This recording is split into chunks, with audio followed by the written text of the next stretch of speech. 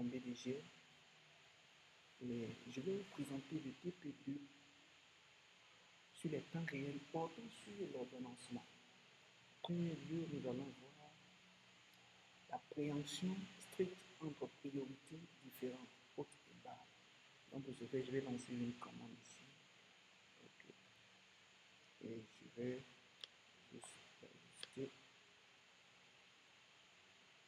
Okay. Cette commande-là va prendre 1. OK. Et vous voyez ici que ce sont les hautes priorités qui sont activées, Donc on va essayer encore avec la même commande. Et là, on va essayer de faire apparaître la priorité haute et la priorité basse. OK. Et ici, vous voyez, nous avons en temps réel la priorité haute qui est activée et la priorité basse qui attend son tour. Ici, ça, ce sont les principes de... OK.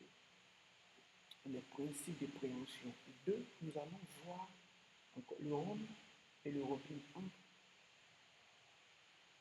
des mêmes priorités. Ça veut dire que des mêmes priorités. Comment faire interagir les mêmes priorités? Donc ici, ça va nous donner soit des valeurs. Okay. On va mettre la commande simplement. On va juste lancer. Ici, OK. Vous voyez ici, au niveau des priorités, d'abord nous avons comme ça. Nous avons une liste continue, une longue liste continue de A. Ça, c'est la priorité A, c'est-à-dire c'est la première tâche. Ici, nous avons la priorité B, la tâche B. Ensuite, nous ne voyons pas apparaître la priorité, la tâche C.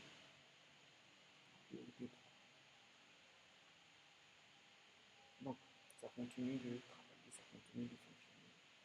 On va descendre. On passe juste un peu.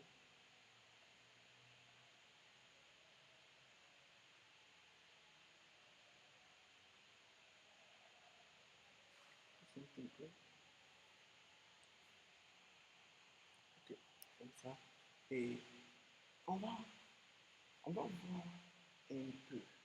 Ça, c'était la priorité. Donc, nous allons vérifier encore. Deuxième priorité à ce niveau. Et ici, nous voyons une liste continue. OK, les priorités A, ensuite les priorités B, ensuite les priorités C. Ça, c'est une liste continue. OK, la même chose, on va essayer de lancer la même commande pour essayer de voir ce que ça donne. Et ça nous donne pratiquement la même chose. Donc, 3, nous allons passer au changement dynamique de priorité. Au niveau du changement dynamique de priorité, nous allons lancer cette commande. OK. Et vous voyez le contrôle d'élévation de la priorité basse. OK. Elle est élevée. Voilà. Priorité actuelle, basse, priorité actuelle, basse, priorité actuelle, basse. On lance la même commande pour voir s'il y a une modification. On ne sait pas. C'est pratiquement la même chose. Donc ensuite, nous allons passer au quatrième critère. Nous allons passer au RAT et au monotonique face au EDF. Okay. Face au EDF. Donc ici, on va mettre une commande ici, comme ça. Okay. On va mettre un 5 et un B. Et quand on exécute, nous avons ça. Voici les valeurs, les priorités ici. Nous avons 19, 20, 23, et ça coordonne au fur et à mesure. Et puis ça fait des... Et puis nous avons 23 millions, nous avons 23 000, ça évolue au fur et à mesure. Okay. Ici, ça nous permet, on voit ici le JT moyen et on voit aussi le JT maximum. Ici, on va exécuter une dernière commande pour essayer de vérifier la mesure de la latence des JT. Okay, on va essayer avec ça. OK. Donc ici, nous voyons la durée idéale. La durée idéale, ça fait 580 millisecondes. Ici encore, la durée, parce qu'il y a un délai jusqu'à un autre délai, mais la durée réelle, ça devait faire 719 millisecondes. Et la dérive cumulée fait, en haut, ça me fait 139 millisecondes.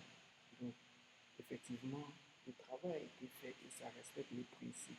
Donc, merci, merci, merci.